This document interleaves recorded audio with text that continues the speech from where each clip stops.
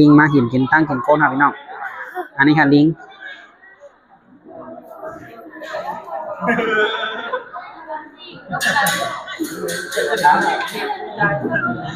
ครับพี่น้องลิงก็ให้นะครับมาหาไปดูกันมันมาหาหินของคนครับพี่น้องนะครับโอ้โห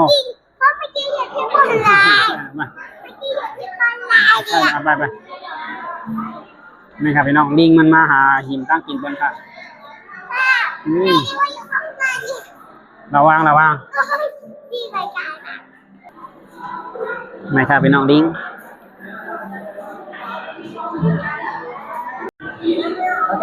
นี่ครับพี่น้อง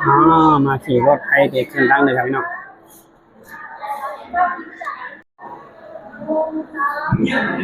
นี่ครับเบิกสงครามในเด็กขี่รถขึ้นตั้งเลยครับขี่รถไถขึ้นตั้งเลยครับ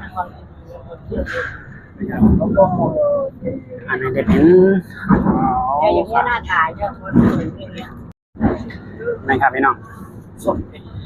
ไม่ได้อยู่ข้างบนเลยค่ะใช่ลูกนั่งรถไฟขึ้นตั้งเลยครับพี่น้องทีนี้ไม่บ่นนะว่าสูงมากเลยค่ะพอมุมสูงจะสวยมองไปไกลโอ้สวยไหมลูกถ้าไม่ต้องนี่มันสูงมากใช่ลูกตั้งแต่จะเป็นวานเมืองครับพี่น้องเนาะอันนี้เขาเด็กขึ้นก่อนด้วยวางหอคำเก่าตั้งเลยครับอันนี้ก็ด้วยวางหอคำเก่าตั้งเลยในครับพี่น้องลำขึ้นลำเลยไม่ก็มีสองล้อใช่มันลงไงลูกมันมีรถไฟสองอันอ่ะใช่ลูกเห็นไม่อยู่ไกลนะเนี่ยไกลลูกอันนู้นเดี๋ยวรถเขาบันไดหินอะไรนี่ไงเห็นพ่อเห็นสัตว์ตัวอยู่กันนะดอกไม้สวยจังเลยดอกไม้จะสวยหมายสงครามในมาเลที่ว่างหอคำเก่าครับพี่น้องเป็นที่ว่างหอคำเก่าครับมันไม่ทำขึ้นด้วยนี่ไง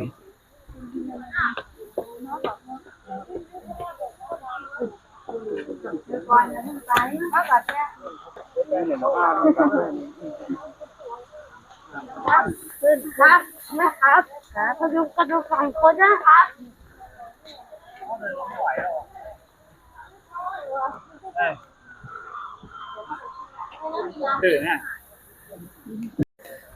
หมายสงคราม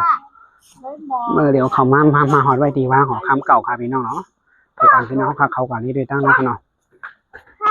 มาค่ะพี่น้องเขาก่อนนี้ด้วยเจ้าหมอนนั่งเลยครับมาโอเคไปกันมาค่ะเดี๋ยวอ่านพี่น้องก่อนเลยนี่ค่ะพี่น้อง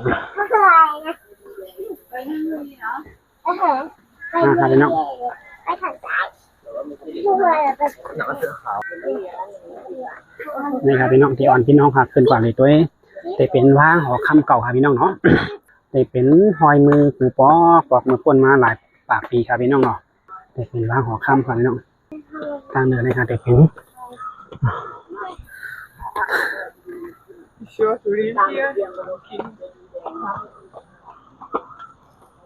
นี่ครับพี่น้องวางหอคำเก่าเลยค่ะเนาะ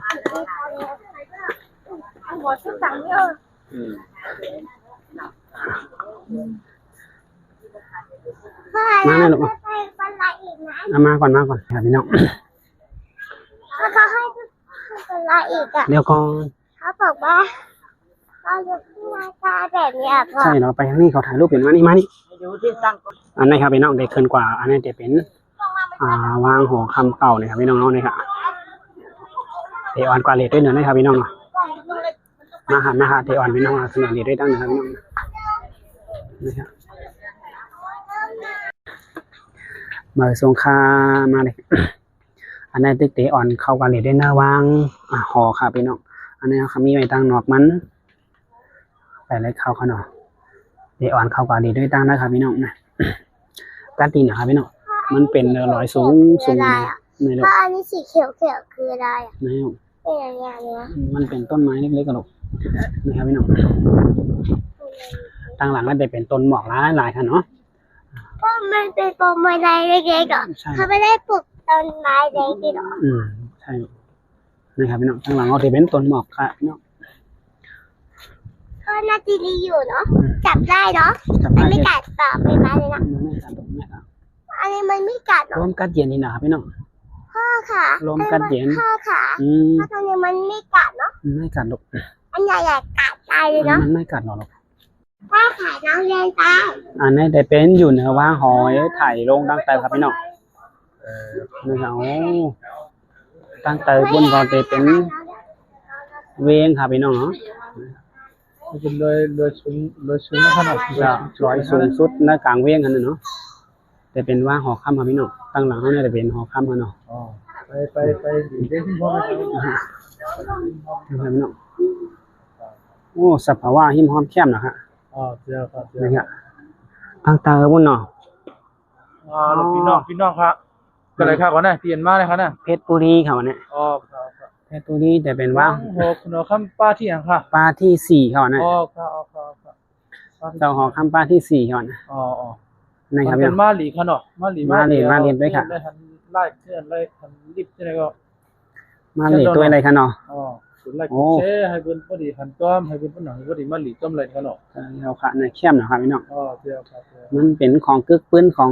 เมืองในก่อนครับเนาะ อ๋อเจ้า เมืองสงขลา ไปชุ่มผ้าไป พี่น้อ ชุ่ ง มผ้า ตั้งหลังในก็จะเป็นว่างหอเหมือนกันครับพี่น้อง อ๋อใช่ครับ นี่ครับ ไปชุ่มมุนกันขนาด เมืองสงขลานี่ครับนี่อันนี้เขาจะเป็นว่างหอครับเนาะกำเฮาค่ะเด็กเข้ากะหรี่ด้วยตั้งได้ครับพี่น้อง อ๋อ นี่ครับมีทางขึ้นทางพูดเนาะต้องไปได้ขึ้นด้วยแต่ได้ขึ้นด้วยฮะนี่ครับพี่น้อง ขึ้นหรอเข้าออนกันกับเข้าด้วยข ต นา อ ด นกันก็เข้าด้วยตั้งนั้นครับพี่น้องตั้งนั้นก็จ่องปันนี่ปันป้อมาบ่ปันปันป้อเฮาได้ป้อป้อมปันป้อก็จ่องไก่มาลาดนี่กันครับพี่น้องเนาะมาสงขลาอันนี้จะเป็นตั้งออกมาเนื้อว่างหัวค่ำครับเนาะตั้งเนื้อปันถ่ายครับพี่น้องเนาะอันนี้เขาออกมาขึ้นเขาออกมาหัวตั้งนอกใส่ซอกดินลูกให้แม่ใส่แคบดินมาพ่ออยู่ได้บ่ไหม ใส่ให้ อันเดียวก่อนชิงก็อย่าเฉย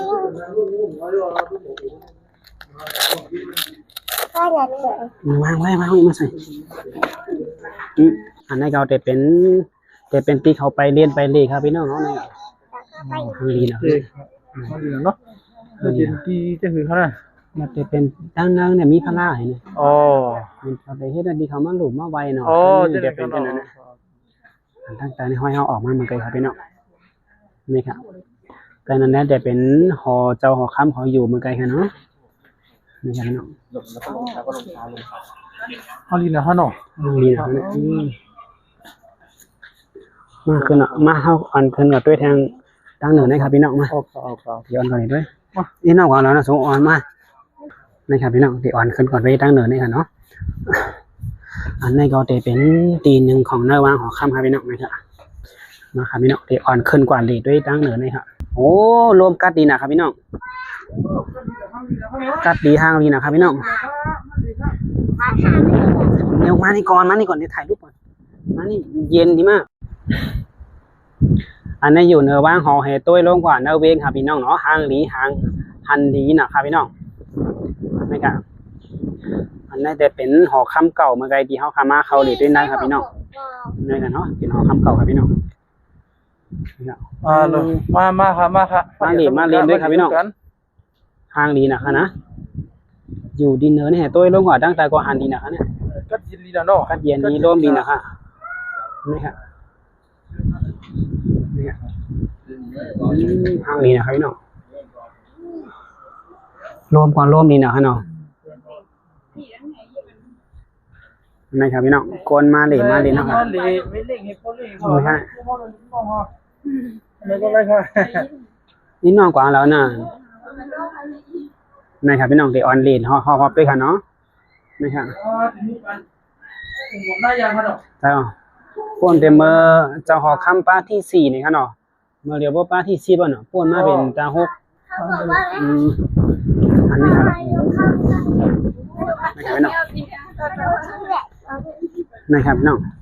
นี่ไงคะพี่ชื่อ อะไร นี่ไงข้างนอก อันนี้ครับเดออนเลนพอไปดังผักนะครับพี่น้องเนาะ นี่ไงพ่อเขาห้าม อ๋อเขาห้ามถ่ายข้างใน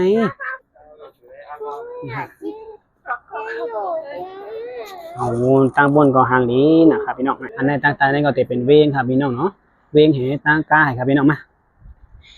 มาอ่อนหลีด้วยตั้งในแทงครับมาตั้งเหนือเนี่ยเดี๋ยวเป็นตีซึกหานเขาจุกเห็บเป้ยยามอยู่ทางได้เนาะ โอ้ นั่นน่ะนี่เดี๋ยวเป็นมันจึงนั่นนะครับซึกหานเขาดิจุกเห็บเป้ยยามไม่ถึงไหนเนี่ยด้วยกันสีเจียงทั้งนั้นเจ้าก้นหายมาเนี่ยตีฮานีนะนี่พี่น้อง ง่ายเขาเนาะ เจ้านะครับโอ้ตีเอาอย่างขึ้นมาเหมือนนั่นเนาะป่านนั้นทำเจ้ามีเจ้าหอกเจ้าเลี้ยวพันกันด้วยกาใครโกแฮงโกเนี่ยกาใครเรียนขึ้นมาห้องเรียนขึ้นอะไรกันแน่เนาะ